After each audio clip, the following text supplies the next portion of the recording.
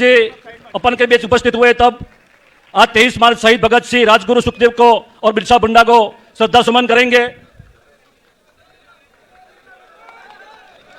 बिरसा मुंडा, बिरसा मुंडा, बिरसा लड़े थे गौरव से, बिरसा लड़े थे गौरव से, जय जौहर का नारा है, जय जौहर का नारा है, जड़ जंगल जमीन हमारा है। હવે આપણે કાર્યક્રમની શરૂઆત કરવા જઈ રહ્યા છીએ ત્યારે मैं सबसे पहले विनती करता हूं गुजरात प्रदेश कांग्रेस समिति के अध्यक्ष माननीय अमित जी चावड़ा साहब को कि राहुल गांधी जी का स्वागत करेंगे।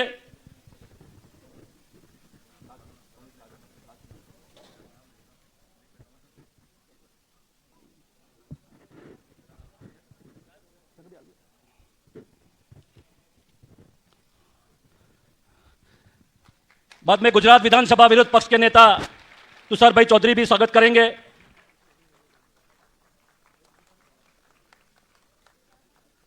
बाद में गुजरात यूथ कांग्रेस के वाइस प्रेसिडेंट संजय भाई नीनामा भी स्वागत करेंगे।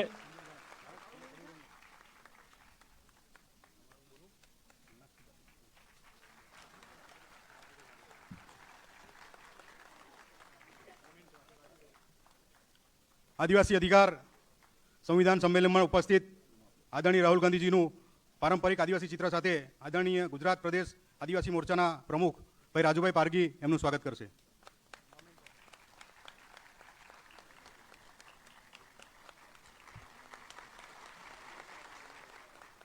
ऑल इंडिया आदिवासी कांग्रेसना प्रमुख एवं डॉक्टर विक्रांत भुरियाजी तीर कमानना साथे आदरणीय राहुलजीનું स्वागत करशे।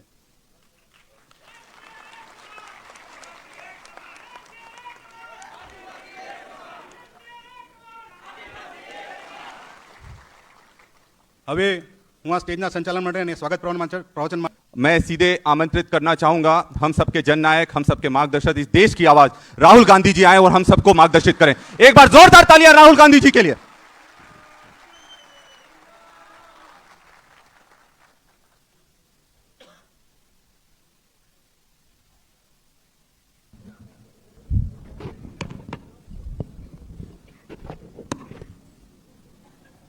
उसमें नाम मुकुल वासनिक जी, विक्रांत भूरिया जी, अमित चावड़ा जी, तुषार चौधरी जी, राजू परगी जी, अनंत पटेल जी, कांति खरादी जी, जेरेमा वसावा जी, लाल सिंह गमित जी, अर्जुन राठवा जी, स्टेज पे वरिष्ठ नेता, भाइयों और बहनों, आदिवासी भाइयों और बहनों, आप सबका यहाँ बहुत बहुत स्वागत, नमस्कार।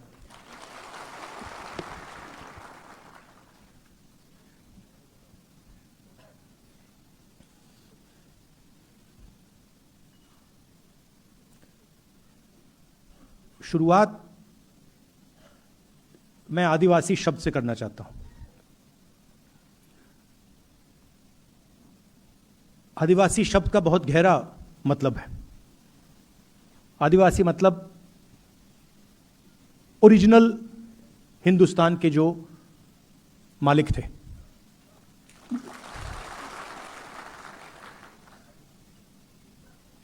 अगर आप यहां 1000-2000 साल पहले, 3000-5000 साल पहले आते तो सारी की सारी जमीन आदिवासियों के हाथ में थी। इस बात को कोई डिस्प्यूट नहीं करता, यह सच्चाई है। और आपकी पूरी की पूरी हिस्ट्री जो है वो एक प्रकार से आपकी जमीन खोने की हिस्ट्री है। पहले पूरे देश की जमीन आपकी थी, आस्ते आस्ते आस्ते आस्ते आस्ते आस्ते आस्ते आपको हटाते गए। और अब 21वीं सदी में एक नया शब्द आया है। आरएसएस और बीजेपी का शब्द है वनवासी।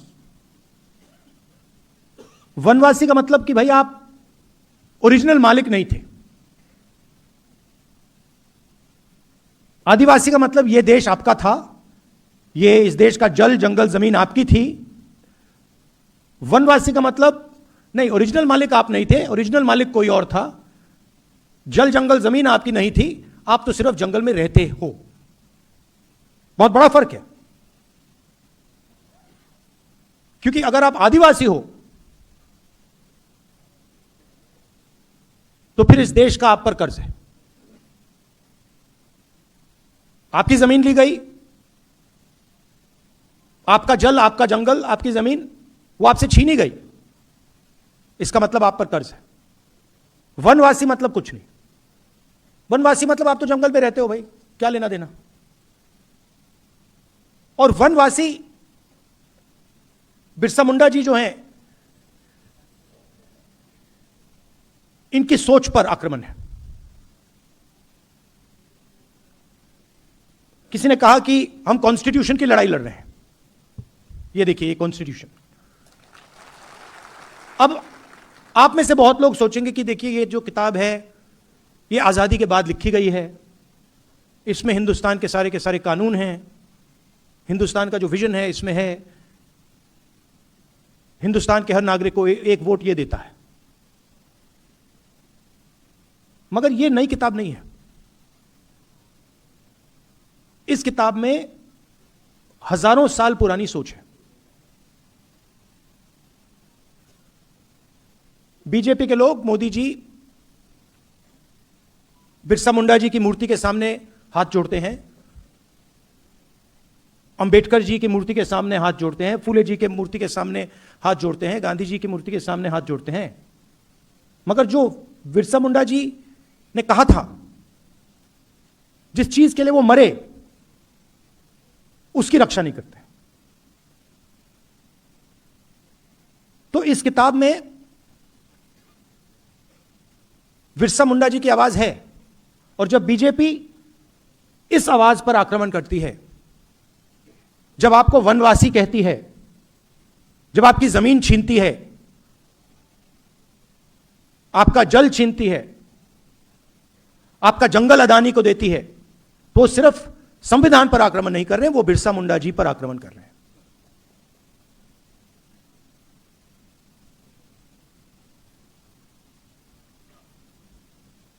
और आजकल फैशन बन गया है, जो एक स्पीकर ने कहा,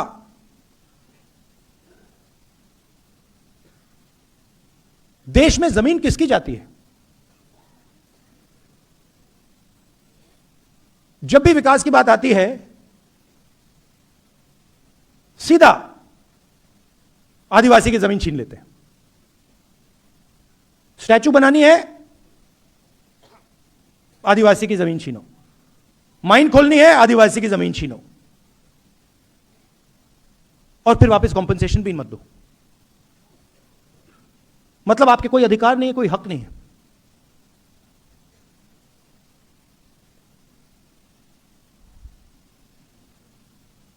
मैं जाति जनगणना की बात करता हूं, और जब मैं जाति जनगणना की बात करता हूं, आरएसएस के लोग, मोदी जी, बीजेपी के लोग मेरे ऊपर आक्रमण करते हैं। मगर जाति जनगणना का क्या मतलब है? पूरा देश जानता है कि इस देश में तकरीबन 9% आदिवासी हैं, 10% आदिवासी हैं। देश जानता है 15% दलित है, 50% पिछड़ा वर्ग है, 15% माइनॉरिटी कह लो।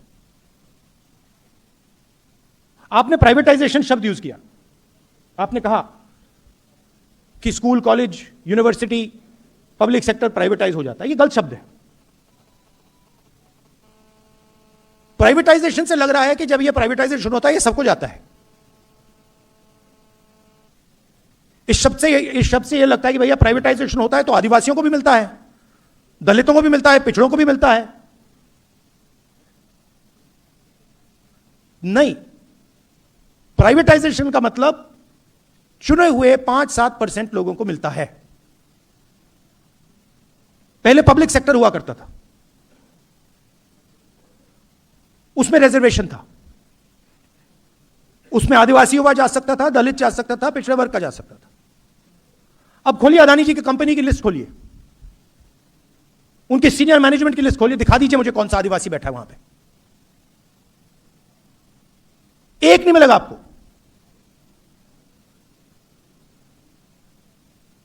बड़े बड़े ब्यूरोक्रेट्स की लिस्ट निकाल दीजिए। कुछ साल पहले धूमधाम से बजट का रिलीज हुआ, 11 अफसर खड़े थे, फोटो ली गई और मैंने सवाल पूछा कि भैया ये जो 11 अफसर हैं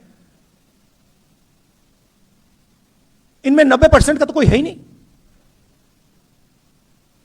मतलब पूरे देश का धन बांटा जा रहा है, लाखों करोड़ रुपए बांटे जा रहे हैं और लाइन में आपको ना एक आदिवासी, ना दलित, ना पिछड़ा।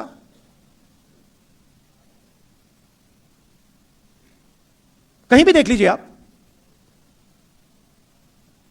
प्राइवेट अस्पतालों की लिस्ट निकालिए, उनके मालिकों की लिस्ट निकालिए, दिखा दीजिए आदिवासी का कौन सा अस्पताल है। बड़ी बड़ी यूनिवर्सिटीज कॉलेजेस की लिस्ट निकालिए, दिखा दीजिए मुझे उनका आदिवासी मालिक कहां है। कॉर्पोरेट इंडिया खोलिए, उनकी लिस्ट निकालिए, 500 सबसे बड़ी कंपनियां जिनका लाखों करोड़ रुपए ऐसे माफ हो जाता है। एक सेकंड लगता है मोदी जी को 16 लाख करोड़ रुपए उनका माफ किया गया है। उनकी लिस्ट निकालिए, मालिकों की लिस्ट निकालिए, दिखा दीजिए वहां पे कौन सा पिछड़ा है, दलित, आदिवासी, माइनॉरिटी, कहां है लोग उसमें। तो देश का पूरा धन आपसे छीना जा रहा है। आप जीएसटी देते हो ना, देते हो नहीं देते हो, देते हो ना। ये आप कपड़े पहने हैं, इसमें जीएसटी जाती है ना। आपने अगर ये शर्ट खरीदी, जितनी जीएसटी उस पर लगती है अदानी जी की भी उसी शर्ट पे लगेगी ना, लगेगी नहीं लगेगी। तो जितना टैक्स आप देते हो उतना अदानी देता है।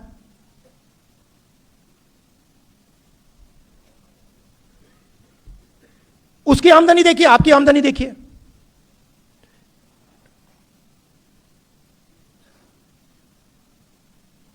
आप मुझे बता दीजिए, आप में से कितने लोगों का कर्जा माफ हुआ है? एक है यहां पे कोई व्यक्ति जिसका कर्जा माफ हुआ है? नहीं, एक नहीं मिलेगा आपको। पूरे देश में ढूंढ लो, आपको शायद एक आदिवासी ना मिले जिसका कर्जा माफ हुआ हो। और अदानी जैसे लोगों के लाखों करोड़ रुपए कर्जा माफ हो रहा है, रोज उसका कर्जा माफ होता जा रहा है। तो जाति जनगणना मतलब है कि यह पता लगाना, जैसे तेलंगाना में हमने कर दिया है, आदिवासी कितने हैं और देश की संस्थाओं में, ब्यूरोक्रेसी में, कॉर्पोरेट्स में उनकी कितनी हिस्सेदारी है, यह मेन सवाल है। आप 15%, आप 9% हो, दलित 15% हैं, पिछड़ा वर्ग 50% है, कितनी हिस्सेदारी है आपकी? आपको लगता है कि आदिवासियों की देश में 10% हिस्सेदारी है? लगता है आपको? तो लंबे भाषण होते हैं,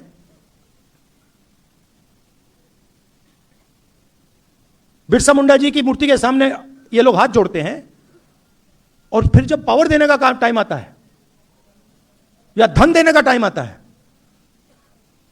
चुप हो जाते हैं। कांग्रेस पार्टी ने मनरेगा किया था। मेरी एक कुछ दिन पहले केरल में डिस्कशन हुआ, एक व्यक्ति मुझसे कहता है कि ये जो आदिवासियों को, दलितों को फ्री में दिया जाता है, यह कब बंद होगा? मैंने उसे जवाब दिया, जिस दिन अदानी अंबानी जैसे लोगों को फ्री में माल मिलना बंद हो जाएगा, उस दिन आदिवासियों का फ्री बंद हो जाएगा।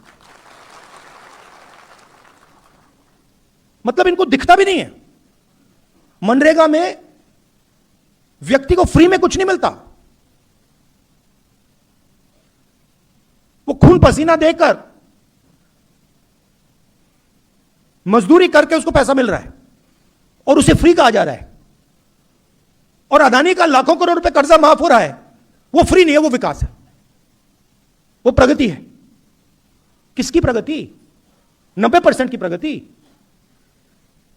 या 500,000 लोगों की प्रगति? किसका विकास? यह भी सवाल पूछना चाहिए। कहते हैं विकास हो रहा है, विकास किसका? गरीबों का, किसानों का, मजदूरों का या अरबपतियों का? हम पैसा कानून लाए, फॉरेस्ट राइट्स एक्ट, मनरेगा, भोजन का अधिकार, यह सब आपको प्रोटेक्शन देने का था। आपने भविष्य की बात की।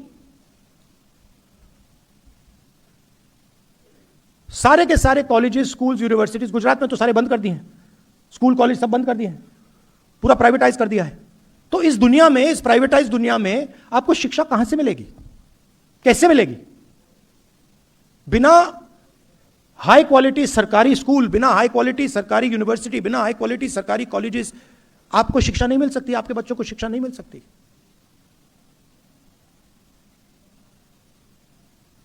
तो अगर हमें आदिवासियों की मदद करनी है तो सरकारों को जो उनकी जिम्मेदारी है फिर से पूरी करनी पड़ेगी।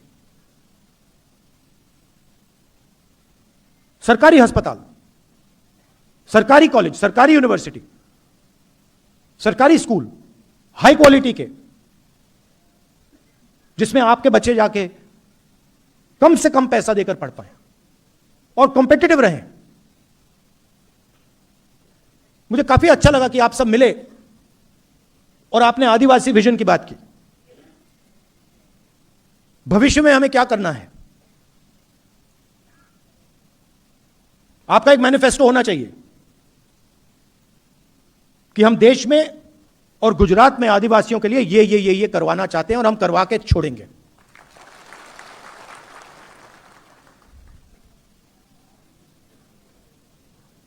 और सबसे जरूरी चीज ये संविधान है। हम शिक्षा की बात कर रहे हैं, आज वाइस चांसलर की लिस्ट निकालिए, आपको सिर्फ आरएसएस के लोग मिलेंगे।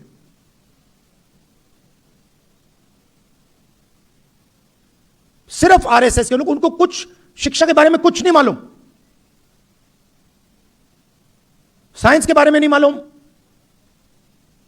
हिस्ट्री के बारे में नहीं मालूम, बस आरएसएस की मेंबरशिप है इसलिए वाइस चांसलर बन रहे हैं। और हिंदुस्तान की सारी संस्थाओं को इन्होंने पकड़ लिया है, घुस गए ये। तो आने वाले समय में आप लोगों को भी इन संस्थाओं को कंट्रोल करना पड़ेगा। जब तक आपके लोग ब्यूरोक्रेसी में, पुलिस में, जुडिशरी में नहीं आएंगे, तब तक आपका फायदा नहीं होने वाला है। और यही आपकी रक्षा करता है। और ये लगे हुए हैं, मैं बता रहा हूं, ये लगे हुए हैं इसको खत्म करने में, क्योंकि इस बात को मानने को तैयार नहीं है कि हिंदुस्तान के हर नागरिक को एक वोट मिलना चाहिए। इनकी थिंकिंग में, इनकी सोच में आप लोग कम हो। आप लोगों को इस देश में जगह नहीं मिलनी चाहिए। वो कह रहे हैं, खुल के कह रहे हैं कि आप लोग वनवासी हो, आपको जंगल में रहना है। उस शब्द में बहुत कुछ छुपा है। जो जंगल में रहता है उसे अंग्रेजी की जरूरत है? क्या जरूरत है? उसे शिक्षा की जरूरत नहीं। जो आदिवासी है उसको शिक्षा की जरूरत है।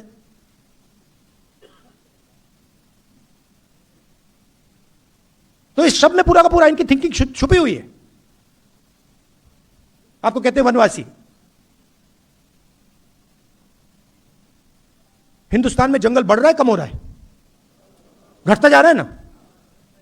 तो उस शब्द में लिखा हुआ है कि भैया जहां जंगल है वहां आप लोग रहो, जहां जंगल नहीं है आप लोग जाओ, निकलो वहां से, आपकी तो कोई जगह ही नहीं है। तो आपको वनवासी बना दिया और फिर जंगल को काटने लग गए। जब जंगल खत्म हो जाएगा फिर आप लोग मजदूरी करोगे।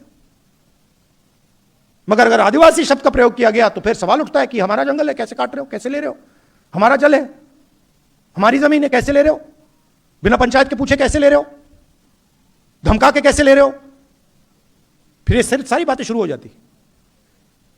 इसीलिए ये चाहते हैं कि आप लोग वनवासी बनो,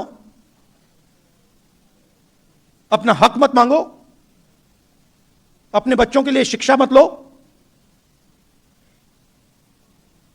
आप लोग या जंगल में रहो और जब जंगल खत्म हो जाएगा फिर मजदूरी करो। यह हम नहीं चाहते।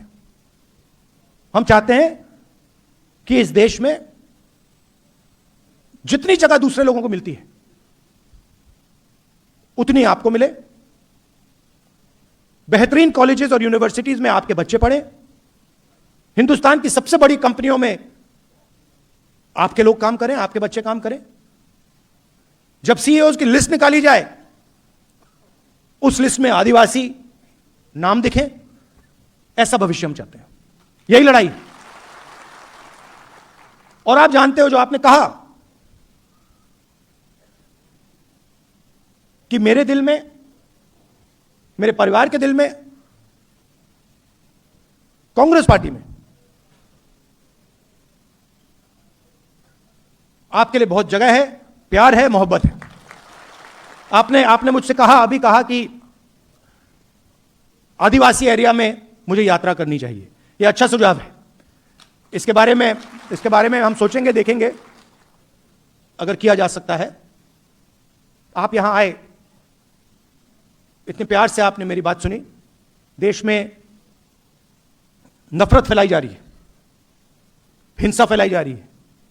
आपने देखा ईरान में युद्ध हो रहा है, देखा प्रधानमंत्री भाग गए थे पार्लियामेंट हाउस से, देखा आपने, देखा था? सुना है मैंने 25 मिनट का भाषण किया। मैं आपको गारंटी कह रहा हूं, लिख के रख लो, पार्लियामेंट हाउस में डिबेट नहीं कर सकते।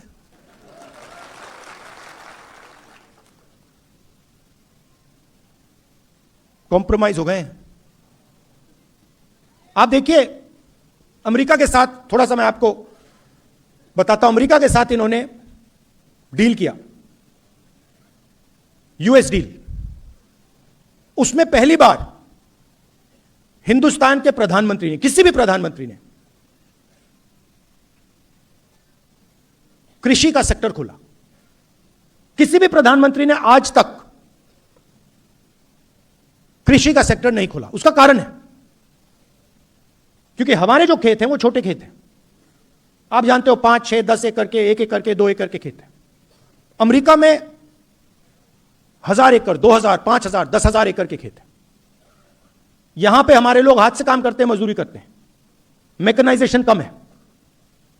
वहां पे कंबाइन हार्वेस्टर, ट्रैक्टर, पूरा मैकेनाइजेशन है।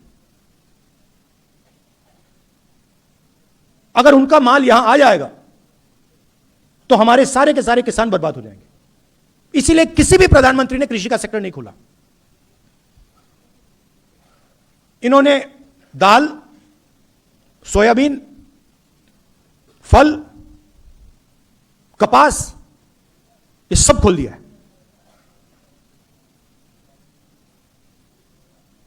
चार महीने के लिए नहीं खोलना चाह रहे थे। 4 महीने वो फंसा हुआ था और मैं पूछ रहा था क्यों फंसा है वो? सरकार के लोग कह रहे थे कि क्योंकि कृषि का सेक्टर नहीं खोलना। हिंदुस्तान का पूरा डेटा जो है, जो इस देश की पूंजी है, आप 21वीं सदी में, 20वीं, पिछली सदी में जो तेल की जगह होती थी, 21वीं सदी में वो डेटा है। जिसके पास डेटा है उसकी प्रगति होने वाली है। पूरा का पूरा हिंदुस्तान का डेटा नरेंद्र मोदी ने अमेरिका को पकड़ा दिया।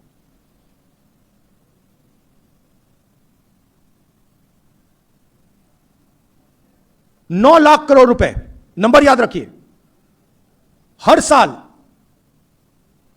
हिंदुस्तान अमेरिका से 9 लाख करोड़ रुपए का माल खरीदेगा। 5 साल के लिए हर साल 9 लाख करोड़ रुपए। आप सोचिए अगर हम अमेरिकन कंपनी से 9 लाख करोड़ रुपए खरीदेंगे तो हमारी कंपनियों का क्या होगा? हमारी छोटी कंपनियों का क्या होगा? हमारी स्मॉल मीडियम इंडस्ट्री का क्या होगा?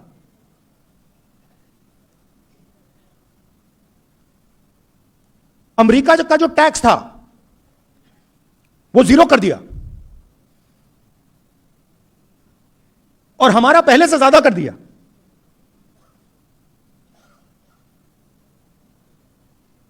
और चौथी और सबसे गंभीर बात, हिंदुस्तान के प्रधानमंत्री ने ट्रंप से कहा कि हम बिना आपसे पूछे तेल और नेचुरल गैस नहीं खरीदेंगे। अगर आप कहोगे कि रूस से नहीं खरीदना है, हम नहीं खरीदेंगे। अगर आप कहोगे ईरान से नहीं खरीदना है, नहीं खरीदेंगे। अगर आप कहोगे इराक से नहीं खरीदना है, वेनेजुएला से नहीं खरीदना है, हम नहीं खरीदेंगे। आप बोलो, जो आप हुक्म करोगे हम पूरा करेंगे। ये 4 चीजें नरेंद्र मोदी ने डोनाल्ड ट्रंप को दी हैं। लिया कुछ नहीं। अमेरिका हमसे माल नहीं खरीदेगा। अमेरिका को पेट्रोल गैस खरीदने से पहले हमसे नहीं पूछना। उनका टैक्स कम हो गया, हमें कुछ नहीं मिला। क्यों? क्योंकि डोनाल्ड ट्रंप ने नरेंद्र मोदी को कंट्रोल कर रखा है। कैसे? एप्स्टीन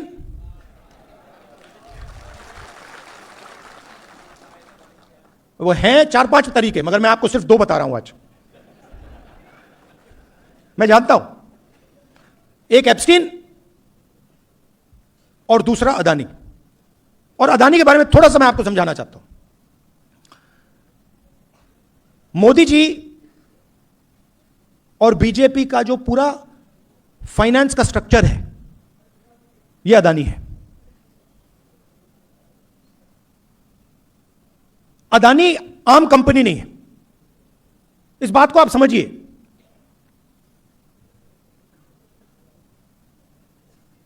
अदानी, बीजेपी, नरेंद्र मोदी, इनका स्ट्रक्चर है, फाइनेंशियल सिस्टम है।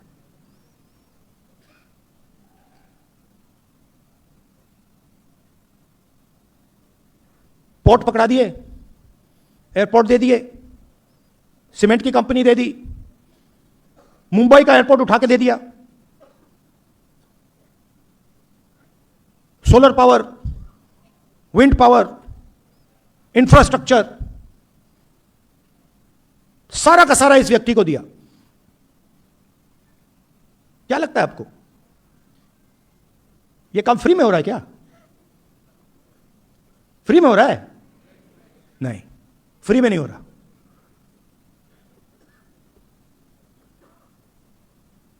और इस कंपनी पर अमेरिका में कोर्ट केस लगा दिया और मोदी जी को सीधा मैसेज दे दिया। वो कोर्ट केस अदानी को धमका नहीं रहे, वो मैसेज मोदी जी को गया है कि ज्यादा उठपटांग की, हिंदुस्तान के लोगों के साथ ड्रामा करना है कर लो, हमारे साथ ड्रामा किया ना तूने, फिर देखना। पूरा का पूरा रिकॉर्ड उनके हाथ में भाई। पैसा कहां गया, कहां से कहां गया, कैसे जाता है, कब जाता है, सारा हाथ में। डोनाल्ड ट्रंप ने तो खुल के कह दिया, गूगल पे जाइए देखिए, वो तो कह रहा है कि भैया मैं नरेंद्र मोदी के करियर को खत्म कर दूं जब चाहता हूं, मुझसे मत करवाओ।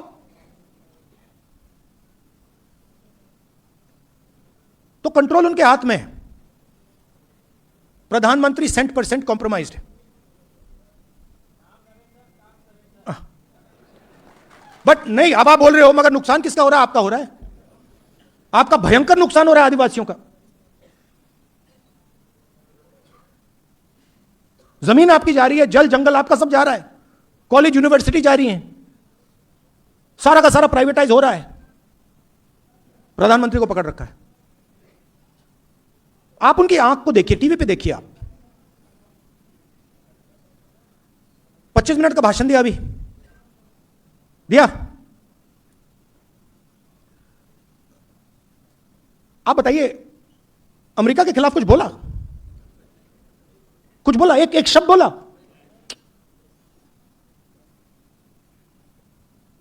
%% कंट्रोल में है। और आप देखते जाओ, जो भी होगा अब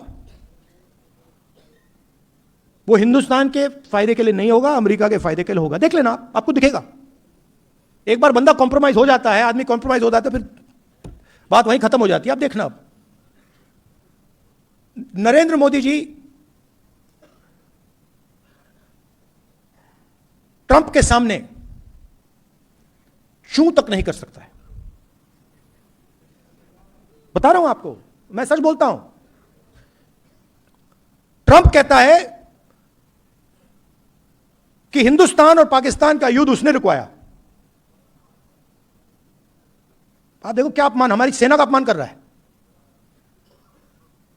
कहता है हिंदुस्तान के जहाज गिरे, 7 जहाज गिरे, मैंने युद्ध रुकवाया। मोदी जी के मुंह से चूं तक आवाज नहीं निकली। एक बार नहीं बोला, 50 बार बोला उसने, बोलता रहता है।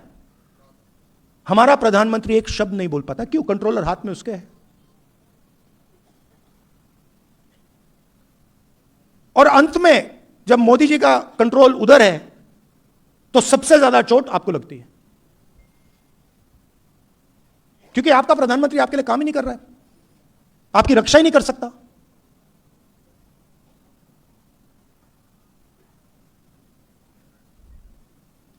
ज्यादा लंबा बोल गया, तो थोड़ा मैं आपको बताना चाह रहा था, थोड़ा दूसरी इशू के बारे में भी बताना चाहता था। मगर मेन बात है भैया, इसको हम सब इसकी रक्षा करेंगे, इसको नहीं छोड़ना हमें,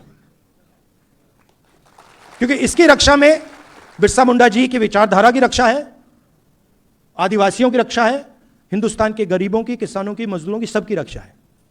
जिस दिन यह गायब हो गया उस दिन कुछ नहीं बचेगा हमारा, आपका, आदिवासियों का। बहुत बहुत धन्यवाद, नमस्कार, जय हिंद।